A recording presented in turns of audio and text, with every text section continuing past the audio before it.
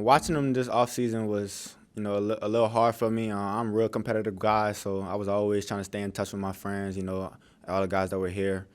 But Keyshawn Boutte is a very good receiver, real small, real quick, real fast.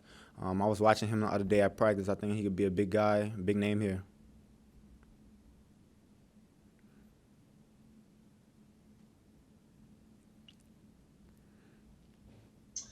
Hey, Jamar, Larry Holder with The Athletic in New Orleans. Just what were some of the mental hurdles that you overcame? I mean, you just talked about watching LSU football, but not being around a team, being away from all of that school practices. I mean, what were some of the mental hurdles that you felt like you had to deal with, and how did you feel like you overcame them? Watching them guys play games that I know we were supposed to win, probably the most hardest thing I had to do. I had to sit there and watch it sometimes. Sometimes I'd turn it off. So I'd probably say that was the hardest thing I had to do while I was sitting out this year.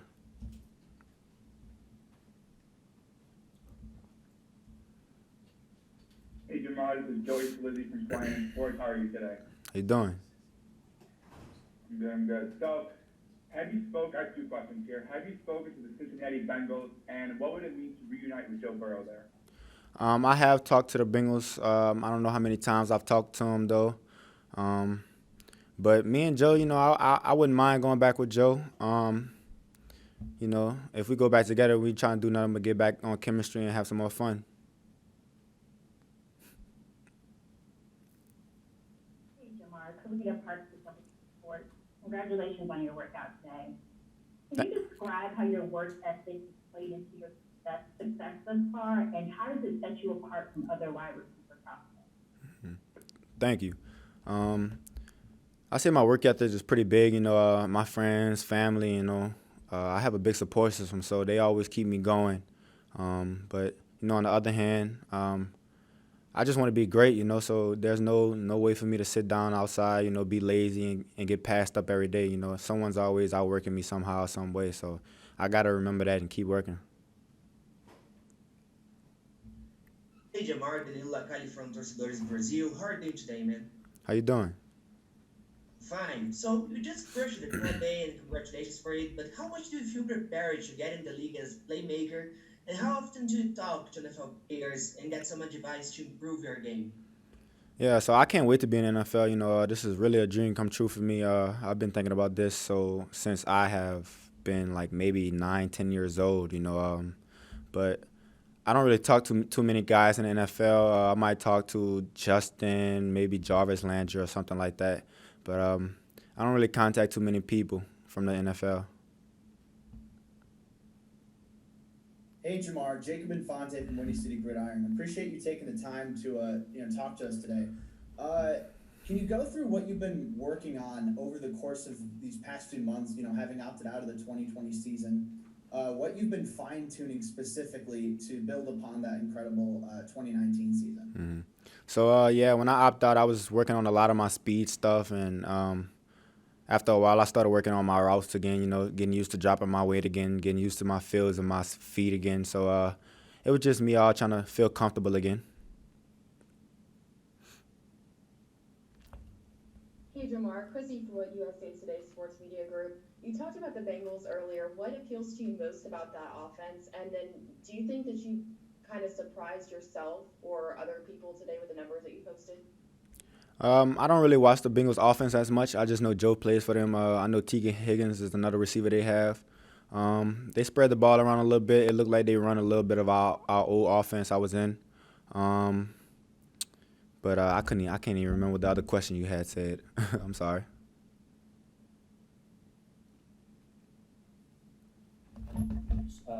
Jamar, here's Matheus Ornelas from Timeout here in Brazil.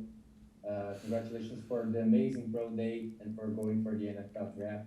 We already talked a lot about the Bengals and maybe be with Joe Burrow again, but LSU have a lot of great receivers in the recent years going for the NFL.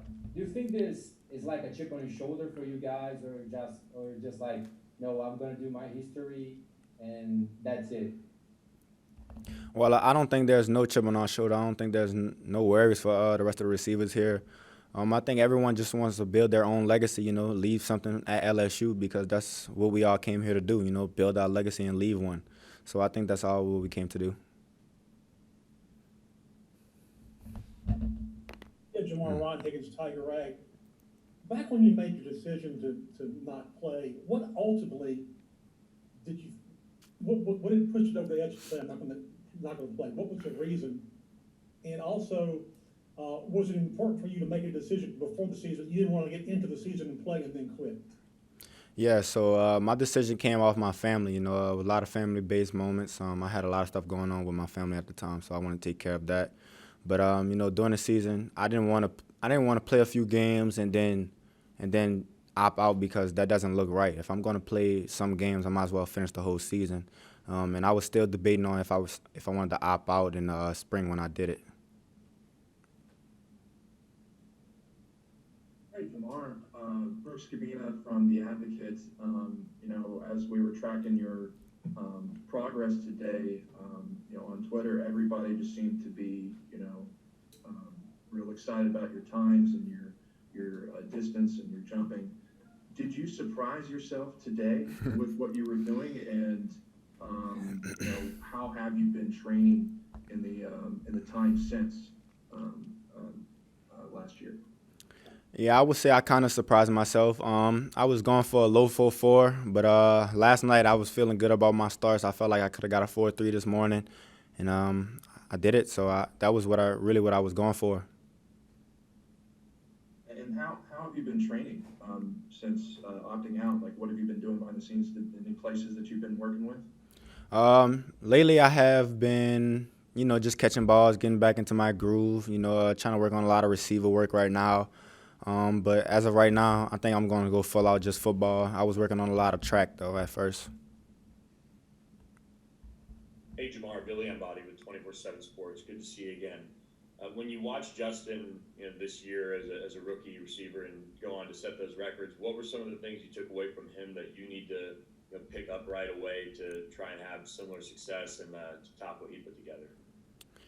Well, I enjoyed Justin playing this year. He had a great season. I don't really want to take anything away from Justin because he worked hard to get there. So, with me and Justin, it's all about competing with us. That's how we get better with one another. So I think, me watching him and playing is just going to make me better. Working out with him is just going to make me better. So I think, the best way is just to watch the film he did, probably learn a few things that he did and take it with myself and mix it up a little more.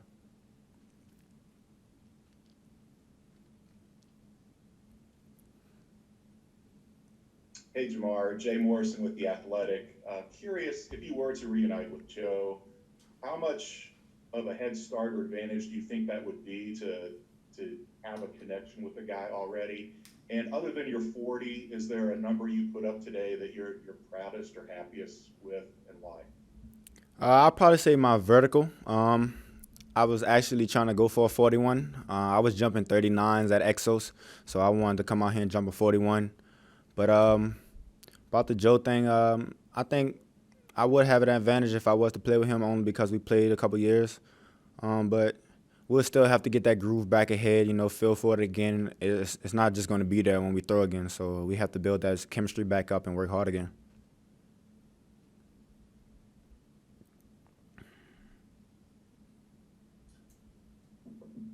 Hey, Jamar. Congratulations on the process, getting to this process. Wanted to know, what are some of the NFL wide receivers that you looked up to during your collegiate career?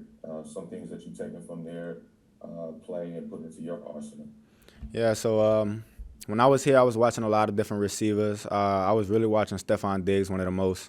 I just like how shifty and quick he is. He has a sudden burst that's always explosive.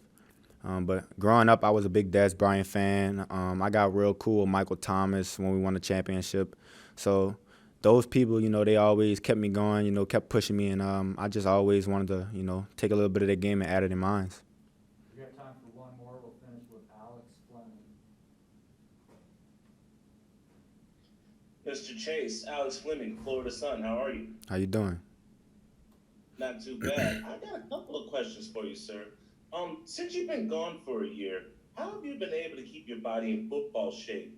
and up to game speed, because we both know that, the game is fast and your body's going to be taking a pounding. Plus, you looked amazing on your pro day, but your agility might be off, because if your muscle fibers aren't at, on tune, you're prone to be at injury risk. What have you done to fine tune your product? Well, I was working on a lot of my speed work. I stopped lifting so I could keep my twitch in my body and my legs, so that was the cause of me losing a little weight and making me look a little slimmer. But on the other note, I feel good. I was confident in my drills today. I felt good about my drills. I just wanted to go out there and put on a show for them.